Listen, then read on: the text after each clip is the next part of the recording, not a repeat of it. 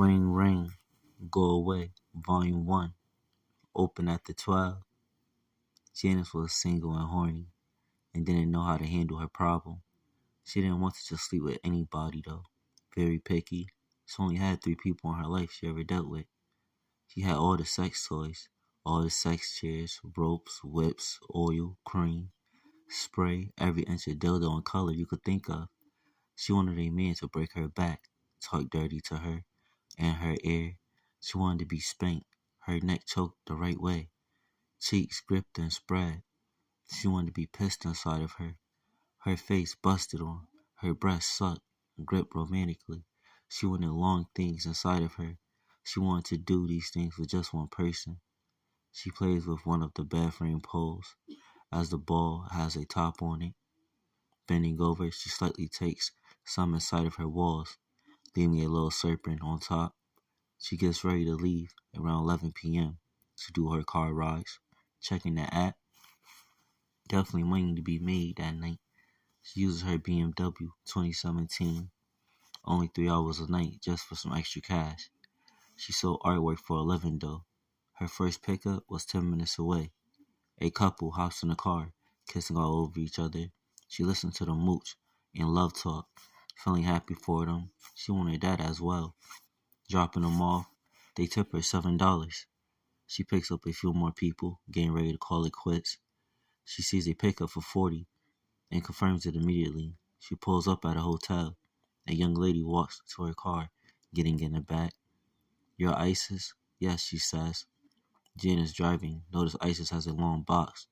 Tempted to want to know, she tries her best not to ask, but she can't help it. "May I ask a question?" she says. Isis, with her hoodie over her head, looks at her through the mirror and says, "Speak." Jen is having second thoughts, says it anyway. "What's in the box?" Isis smirks. "You really want to know?" "Yes," she responded. Isis says, "If I tell you, I'm going to have to use it on you. Are you sure you want to know?" Janice is more eager to know now than ever.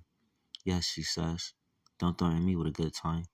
Isis stands on business. "Yes or no?" Janice, looking at her through the mirror, makes eye contact. Janice says yes, relaxing her shoulders, feeling a crook in her neck from sitting straight up too long. Isis says it's a 12-inch deal. Janice laughs and says she's strictly you know what. Isis says, "If you were, you will take this deal with great pleasure then." Janice thinks about it. If she wants to be sexually intimate with a stranger she just met in her car, feeling it could be worth it, she asks Isis if she'd like to go back to her crib. Isis says maybe. They still go to Isis' destination. Janice turns off her app after getting paid. Isis, after being in the house, comes back out. Janice drives her 30 minutes back to her crib. They talk and fill each other up as they make their way. Janice unlocks her door. Isis has no clue what she's in for. Janice flicks her lights on. Isis drops the box on her hand, with the dildo rolling on the floor. Her eyes open very wide, raising her eyebrows. Janice says, "Welcome to the jungle." To be continued. Ring ring, go away, volume 1, open at the 12. Janice was single and horny and didn't know how to handle her problem. She didn't want to just sleep with anybody though. Very picky. She only had 3 people in her life she ever dealt with. She had all the sex toys, all the sex chairs, ropes, whips, oil, cream, spray, every inch of dildo and color you could think of. She wanted a man to break her back, talk dirty to her and her ear. She wanted to be